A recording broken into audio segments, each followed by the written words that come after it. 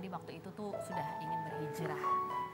Ada cuplikan tayangannya, coba kita lihat cuplikan tayangan Sandi ketika saya wawancara. Diki bisa? Pada saat itu Sandi mengatakan bahwa dia ingin berhijrah karena ingin mencari arti hidup. Begitu ya. Ada tayangannya, bisa diputar? Jadi kamu ketika hijrah, apa yang sebetulnya kamu cari, Sandi? Kehidupan, arti kehidupan. Arti kehidupan? Jadi gini, terkenal saya udah pernah terkenal. Iya.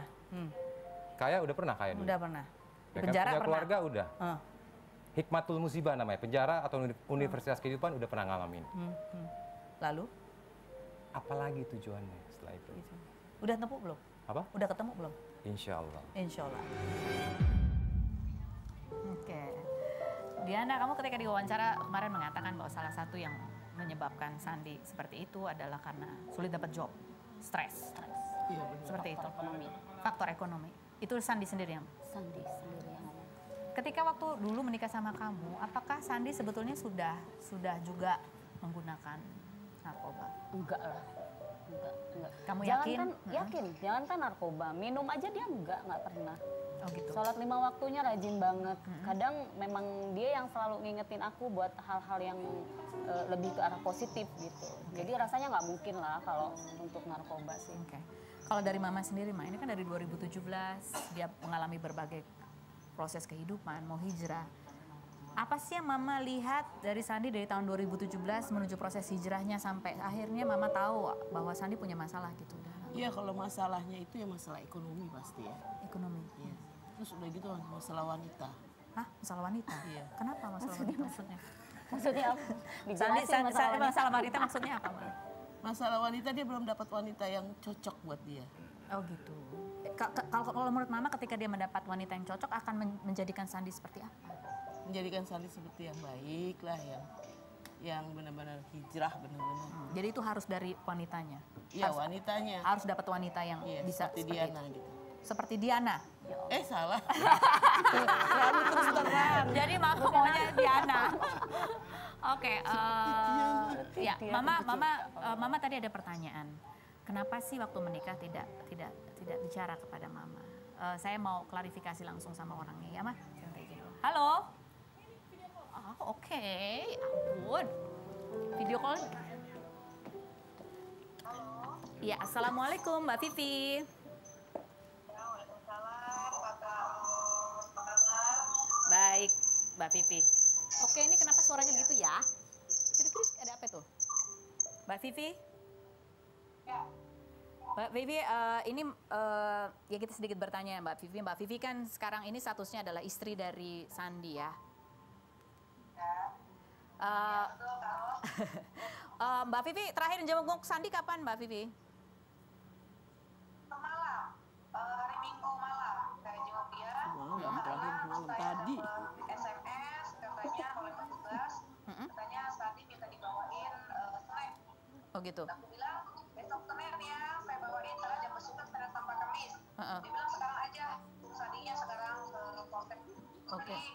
Aku datang, malam aku bawain apa yang sudah. Oke. Kenapa baru semalam datang Mbak Vivi, bukan di saat-saat awal atau sebenarnya memang sudah datang tapi kita nggak tahu gitu? Oh, dari awal sudah datang, memang begitu aku dengar Mas Sandi ada di dalam, aku sudah datang dan tiap hari aku datang. Cuma memang di saat Jumat Sabtu Minggu memang aku nggak datang karena jam besoknya udah habis. Oke. Sandi minum hari Minggu malam. Oke, Jumat Sabtu Minggu aja ya memang nggak datang ya. Mbak Vivi, ini yang menjadi pertanyaan ketika mamanya Sandi mengatakan bahwa ketika menikah Mbak Vivi dan Sandi memutuskan untuk tidak mengetahui, tidak memberitahu kepada keluarga, kepada mamah paling tidak lah. Apa sih yang situasinya seperti apa sih waktu itu Mbak Vivi sampai keluarga tidak tahu gitu Mbak Vivi? Ya sebelumnya saya sebagai menantu mama dan sebagai istrinya Sandi yang saya minta maaf sama mama karena memang soal ini itu saya kan tidak tahu. Saya pikir Mas Sandi sebelumnya sudah memberitahu tentang pernikahan kami dan minimal misalnya apakah Mas Sandi kirim telepon, saya mau menikah dengan ini di fotonya. Saya pikir kan seperti itu gitu. Jadi saya ya dalam hal ini memang ya aku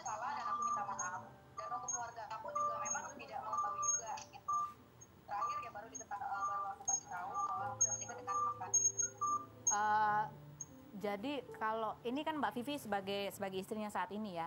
Kalau menurut Mbak Vivi, Sandi ini ditangkap itu memang memang karena lingkungannya seperti itu. Apakah dia memang sudah diintai atau memang sedang dalam posisi yang sudah saatnya memang ketahuan gitu? Kalau aku sih melihatnya benar-benar nggak nyangka bakal kayak gini, nggak nyangka karena kan aku juga sehari-hari dengan Mas Adi kan selalu bersama-sama gitu. Iya.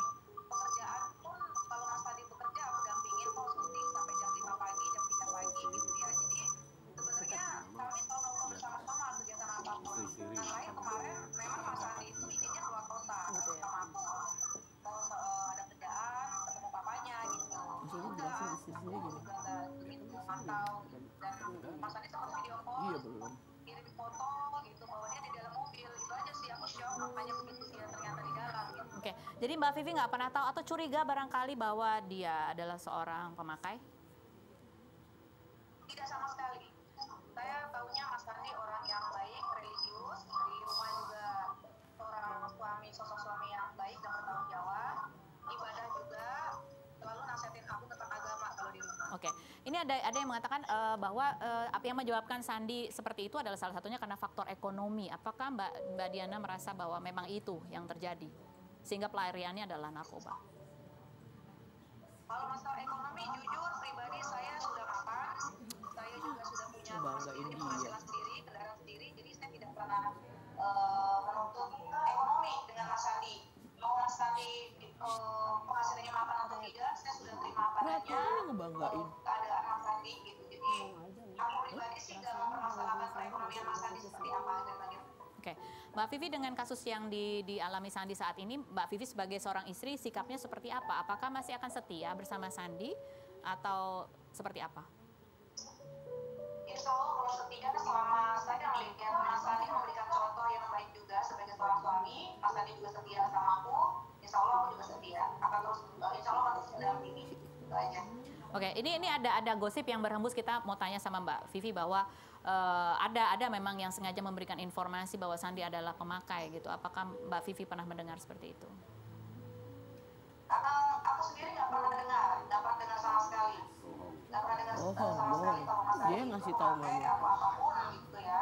Yang aku tahu dia di rumah ya kerja normal, dekat dengan anak-anak gitu ya. Ya kerja kemanapun pergi aku selalu dampingin kok. Jadi aku kaget juga sih dengan kondisi keadaan seperti ini. Oke, Mbak Vivi ketika tahu Sandi ditangkap dan pertama kali bertemu dengan Sandi, apa yang Mbak Vivi katakan atau tanyakan kepada Sandi? Aku tanya kronologinya, kronologinya seperti apa, gitu kan? Ya dia ceritakan semua gitu. Terus kita itu si M, inisial M yang tertangkap baru siapa? Dia bilang baru mengenal, karena aku juga nggak kenal si M itu gitu. Oke. Jadi memang dia ceritain semua sih. Kamu bilang kok kenapa kamu bilangnya keluar kota? Aku bilang untuk apa, untuk bisnis kerjaan, ternyata kamu di sini. Jadi cuma ngomong dan minta maaf. Oke. Dan nggak akan ngulangin lagi. Oke, Mbak Vivi nggak marah? Enggak marah. Sekarang aku nggak mau mengedepankan ego aku. Sekarang aku pengen tuh Mas Andi lebih baik lagi ke depannya dan bisa direhab. Itu aja sih yang lebih aku kedepankan. Jadi kalau berbincangan Mbak Vivi dengan Sandi, apa sih yang menyebabkan Sandi terlibat narkoba? Apakah memang baru setahun belakangan atau sudah lama sebetulnya atau sesuatu yang berulang gitu? Ya kalau aku tanya sih secara detail sebenarnya itu katanya Kalau mama sih sakit hati banget tuh foto-foto dia nggak sama Sandi di situ. Menggunakan itu kebetulan diajak temannya berinisial Orang lebih suka dia. Temannya tersebut Lebih dia cocok. sedang galau proses perceraian dengan istrinya, jadi galau, jadi Sandi itu teman curhat. Jadi Sandi temani dia diajak ikut pakai, itu sih yang Mas Sandi ceritakan. Oke, seandainya nanti Sandi bisa direhab dan kembali bersama keluarga bersama Mbak Vivi, apa yang menjadi syarat Mbak Vivi supaya bisa bersama lagi dengan Sandi? Syaratnya saya minta jangan diulangi lagi perbuatan yang sama. Kalau memang saya sama istri, sama mama, saya harus saya juga sama diri sendiri gitu. Ya dia sih tadi berjanji, iya katanya aku akan lebih baik. Oke. Dan dia juga cerita kalau di dalam juga sholat 5 waktu Oke, baik. Baik. Mbak Vivi, terima kasih atas informasinya. Kita ketemu lagi nanti lain waktu. Terima kasih. Halo, sama-sama. Kita akan bertanya lagi kepada Mama Sandi Diana Limbong dan ayah angkatnya, Bang Heri Dato. Selain berikut ini, tetap di Rumpi. Kasihku sampai di sini, kisah kita jangan tangisi keadaannya, bukan